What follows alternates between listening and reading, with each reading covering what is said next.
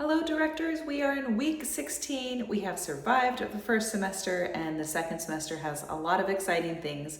I am finally in a home, so after months of being in our RV, we are finally in a home. Still have to put up some curtains and stuff. You can hear the echo. I will try to work on that before next week. Okay, so this week we are talking about triangles and circles, which is a fancy way, actually a not so fancy, a calm way of saying trigonometry. But you may or may not want to tell the kids that. So we are starting off with interesting integers, and if you're following along with the handout from CC, the number is 16. Doesn't mean you have to follow that, but the number would be 16. So you're doing your warm up, and I would just put the number up on the board, and then I would say, tell me everything you can about 16. And so the kids are Roman numerals, and how do we say it, and how do we spell it, and what do the numbers look like, and how do we multiply to get to the value of 16, and so on. You have squares, things like that. So do that for like 2 to 5 minutes, a little bit of just warming up their brains. And then the next thing is to look at their compass page and see where we are. We are still in 2 dimension for a few more weeks. And then the next thing is to read the quote. Oh, no, artwork, sorry. So the artwork this week is actually a photograph of the rose window of Strasbourg Cathedral. And so I just say, what do you see?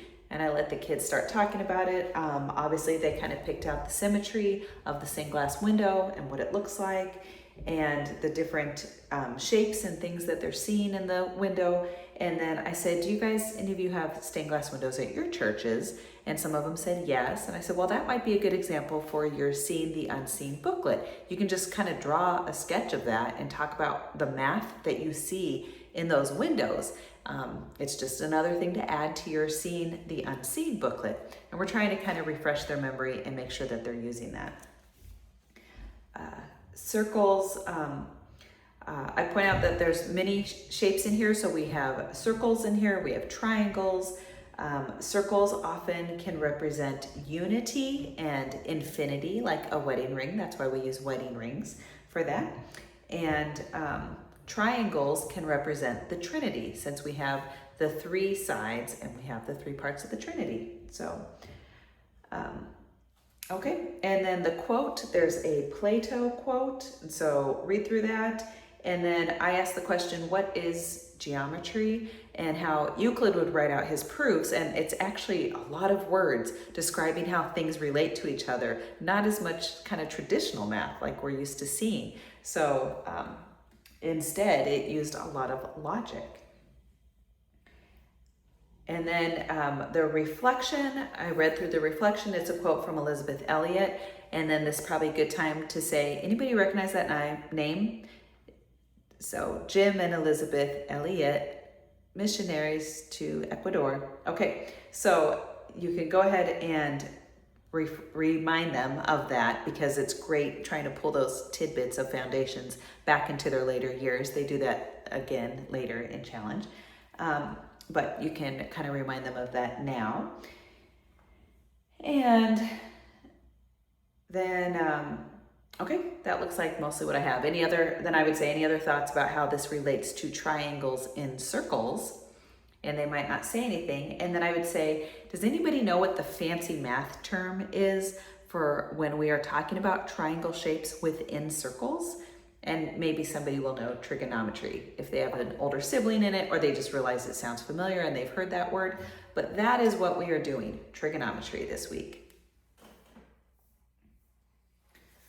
Okay, the next part is the dialectic stage. And so this is where we would say, tell me everything you know about triangles and circles. So I opened with those questions because they told us to do that, but I don't find that my kids would generally just start talking. They might add a few things, but mostly they're kind of looking at these pages and feeling like, overwhelmed right now. And so I think if they are quiet and they're not saying much, then that's a good chance to kind of go into what are they seeing, or what are some of the small things that they can take out of what they're seeing in these 2 images.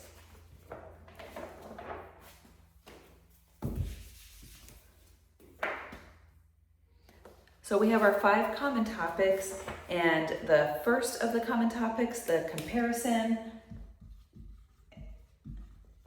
And if you have my notes, I have compare how the X and Y coordinates change when the angles change in the first quadrant.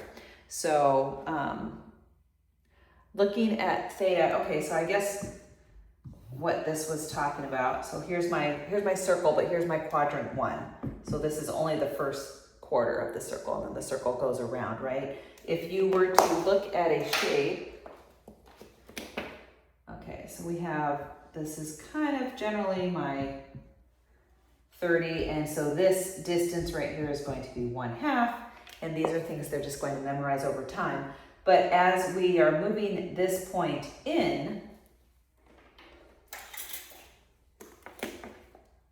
we have a point where we get down to here and up here. Oops, that's a really sloppy one. This is 60 degrees, and this time around, this distance right here is my 1/2. So as we are increasing this angle, our cosine value, which is this x value, the x value along here is going to be our cosine. So let me point that out real quick. So our x and our y coordinates are going to correspond with cosine of theta and sine of theta. And so like in this case, we have 1/2 here.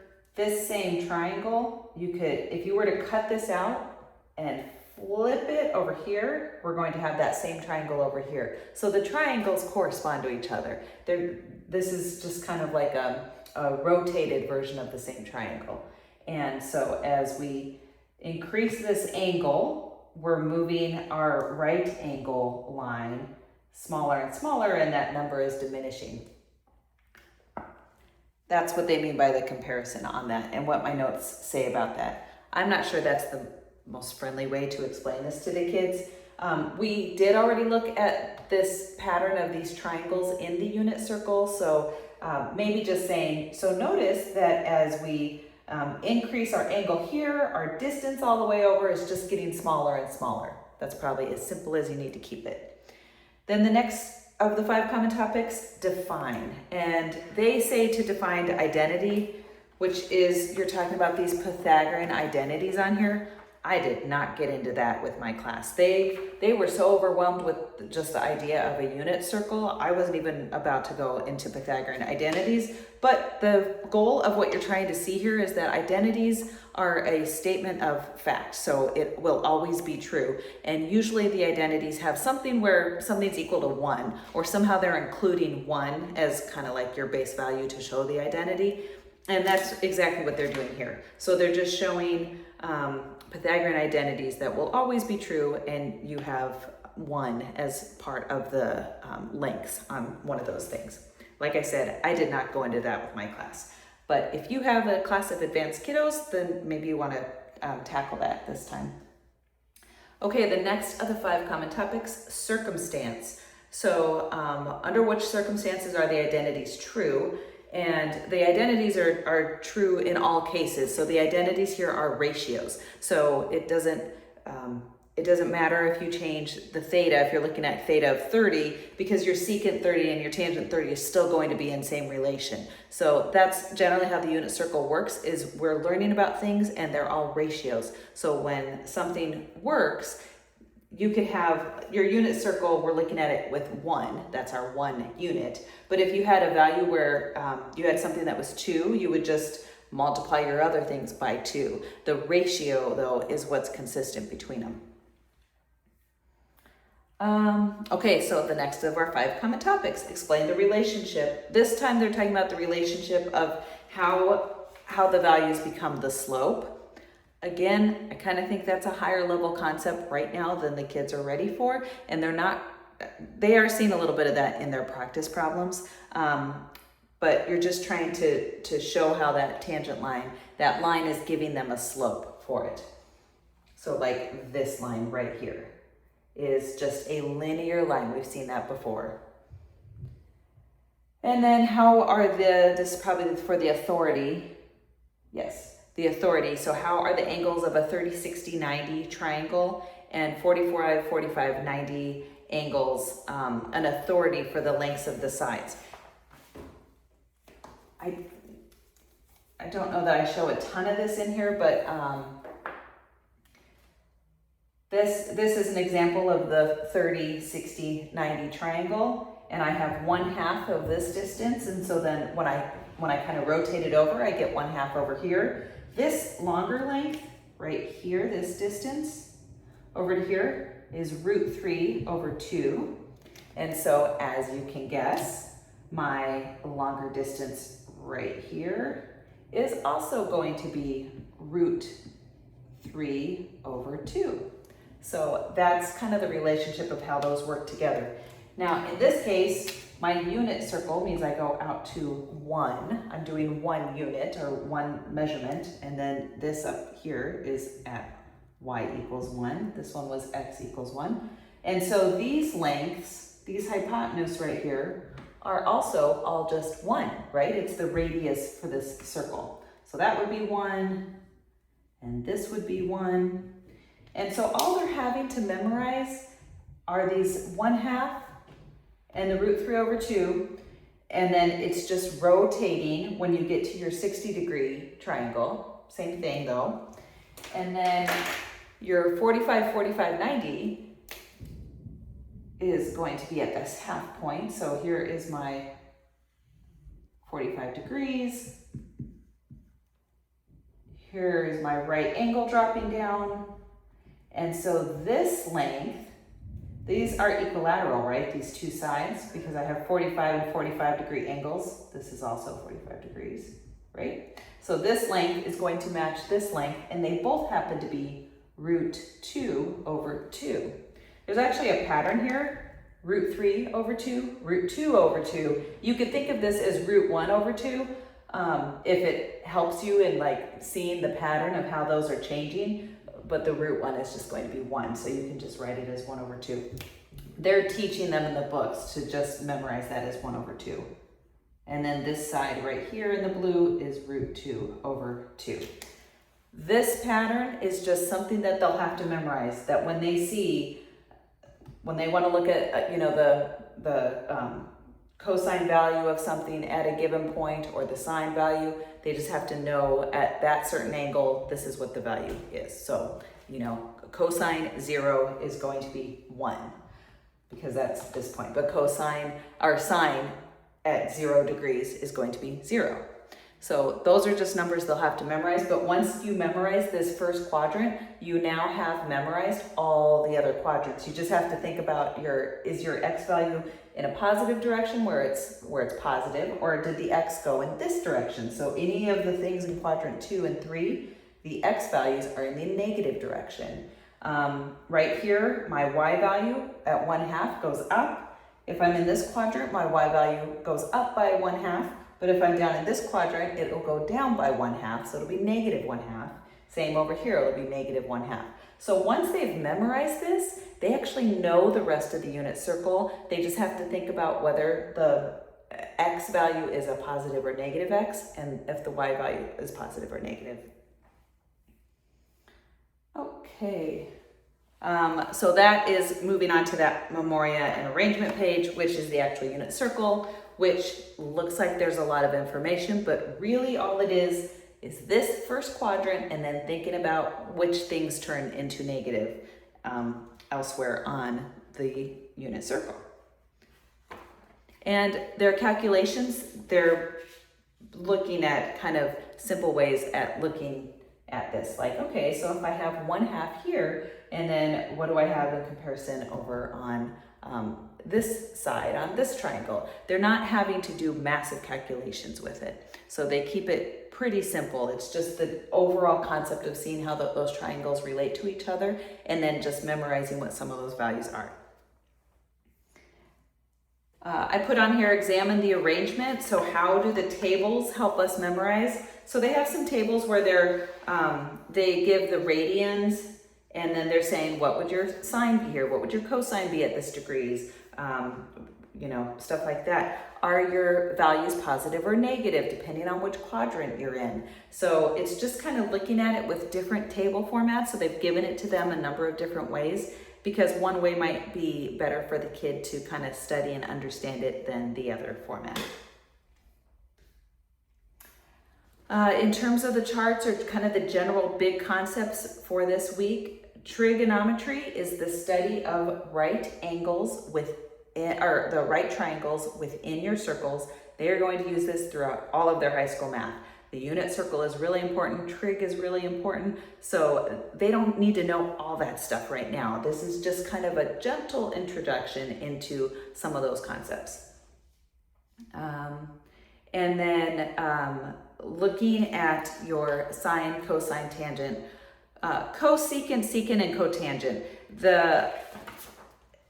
They're going to see some of the trig ratios of how they go together. This is where it comes back to SOH CAH TOA, which you might remember from high school, SOH CAH TOA. And this is if you're trying to solve for your, you're trying to figure out what your sine of your theta is. And you would look at the opposite over the hypotenuse. So these are, if you have your lengths on these triangles.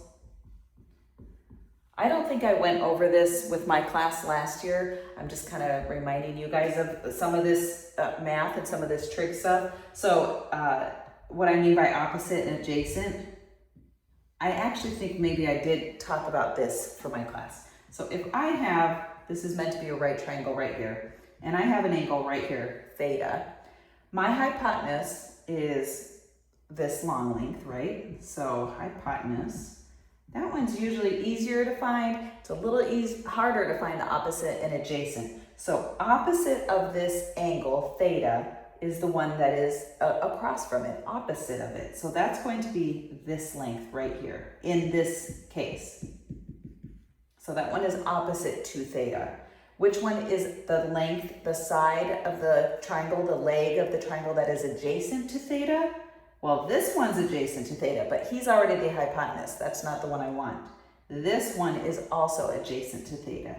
So we would label that adjacent. So I would probably show the kids what this looks like.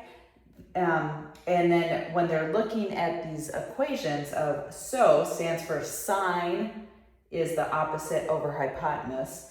The cosine is the adjacent over hypotenuse, and the tangent is opposite over adjacent. They're going to use this a lot. So you might introduce that to them. They are going to see it in their work problems. So sine theta means it's opposite over hypotenuse. See the mnemonic right there? You may want to give them a second example of a triangle and just say, hey, you guys, where's the hypotenuse on this? Anyone think they could label that? And then hopefully they come up and they realize this is the longest leg, and so this is my hypotenuse. If I put my angle up here this time, that's where my theta's at. Now which leg is opposite of theta? Okay, so on this case, it was the one that went up and down, that was vertical. But over here, that's not the opposite of the theta. So here's theta, so this side is opposite. So your legs are going to change based on where your angle's at that you're solving for. That would make this side adjacent. And that comes in handy because if you're doing something where, let's say we have a value 3 and 4, and this one is 5, and we're trying to solve for our, sine of this theta, we're trying to figure out what that is, we would set those up. So like in this example, sine theta is opposite over hypotenuse. So this would be 3 is my length on this side, and then my hypotenuse length is 5. So sine of this angle is 3 over 5. So that's the kind of thing that they're doing in their problems.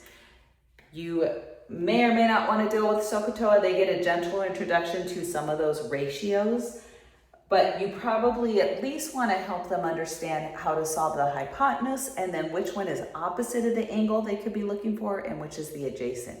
I think that would help them out a lot as they're trying to work on their problems at home this week. And then, and then the last thing I talked about is that just the unit circle is one unit as in uno or unum. So we're just talking about 1, and so our final length as you head over here is 1 on those values. But the ratios stay the same. So when we're talking about 1/2, and I have a radius of 1, if my radius went out to 2, I would just double this value because the ratios of everything within the unit circle are still the same. So that's a cool thing about it, is once you know it for 1, as your calculations change or the size of your circle changes, it doesn't change those ratios. Okay, and then you can go through any aha moments from last semester. They're probably not going to have any after break, but you could go through past things and then have them go ahead and try to do the tops of the pages. The first one, there's actually not very much that they fill in. They're mostly seeing the comparisons of what those values are for cosine at 0 degrees and cosine at 30 degrees and stuff. So they're just kind of getting an overview of that. And then on the next pages, they have an example of sine waves. So they're seeing what the sine values are at those different degrees. And then if you were to plot it out of the angle versus the y value, or what the sine theta ends up being at each of those, then they can end up seeing a sine pattern, which is where the sine wave, so like this is my sine theta value, whatever that is, and over here is my actual theta. So at 0 degrees, and then we have a 90 degrees, 180, 270, 360, so on. What they're going to see is, let's see, 90 would be at 1, and 180 would be back to 0, so they're going to see something that does that. And sine waves look like this. And then on their next page, if you have enough students where they can break down the pages, they're going to have their cosine waves, and their cosine waves are going to look very similar, but they start at a different spot. They're kind of the opposite of the other. So it goes, okay, it goes more like that. So it starts at the point of 1 instead of at 0 for the cosine waves, but it's making the same pattern. And then the tangent waves have asymptotes, where you can't have a 0 in your denominator for your cosine. So you end up having the tangent. Oh, let's see. Let me see my example on here. I think it's at 90. Okay.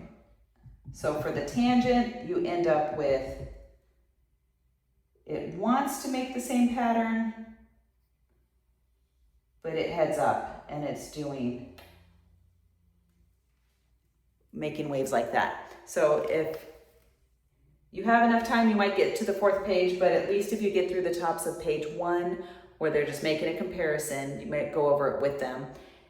They don't really fill out anything. I think there's like one value that's missing in the table that they fill out. But then on page 2 and 3, they can see the example of the sine waves and see the example of cosine waves. And that's, if you can get through that, that's probably enough. I think the biggest thing for them to start to see is the comparison of these triangles, and that this red triangle is the same as this green triangle, it's only rotated. And that once they know the triangles in here and the values for those, they're going to be able to know the rest of their whole unit circle. Okay, so hopefully that wasn't too horribly overwhelming. In my Math Explorers, we kind of go through this in a little bit more detail. It takes me like 25 minutes on that first video to try to explain this to the kids. And then we go through the sine waves and cosine waves on different days. So it's much more detailed, but hopefully this was at least an introduction, or kind of refreshes some of that high school math for you.